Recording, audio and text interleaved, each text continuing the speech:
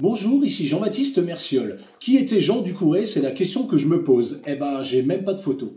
Voilà, alors si vous aviez une photo de Jean Ducouret, ce serait bien. Mais qui était Jean Ducouret? C'est le studio JD à Schiltigheim. J'ai longtemps pensé que le premier disque publié par JD, avec le logo à la tête de chat, miaou, bon, c'était ce disque du Barabli. Eh bien non, ce n'est pas ce premier disque-là qui est le premier disque du studio JD, parce qu'on a retrouvé carrément un disque Piral de 1957 de André Stricker. Il y en a même eu en 1959, et apparemment il n'y a même pas encore le logo à la tête de chat. Bon, qu'est-ce qui fait la particularité du studio JD? Peut-être que vous avez fait partie dans les années 60 d'un des groupes qui a enregistré sur un disque Piral.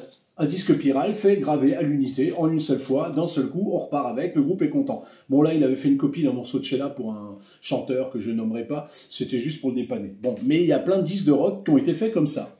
Et il y a des très belles choses chez JD, les pochettes en velours, il y a le fameux Rigvir d'André Stricker, Pierre-Daniel Vidal avec Marienthal, vous l'auriez compris, c'est vraiment du local, mais c'est du bon local, c'est de la musique d'orgue, c'est de la musique d'église, c'est vraiment très intéressant avec du Jean-Sébastien Bach. Il y a eu plein de 45 tours qui ont été faits chez JD, les Troubadours de la Joie, avec Bernard Goul, c'était son premier nom, les Alouettes de Pfaffenhoffen chantent leur joie, c'est pas mignon franchement, mais alors le top du top, c'est la fanfare des Beaux-Arts. Celui-là, j'ai mis un petit temps à le trouver, et ce qui est absolument génial, c'est ce slogan derrière, c'est « Il fallait un braille pour les aveugles, on a fait une musique pour les sourds ». Franchement, si c'est ça, c'est pas du pré-punk, moi je sais pas. Bon, en gros pour vous dire que je recherche absolument tous les disques de JD, parce qu'apparemment tout aurait disparu et les héritiers on les retrouve pas, et ils auraient, soi-disant, tout jeté. J'espère que ce n'est pas vrai, s'ils voient cette vidéo, j'aimerais bien les revoir.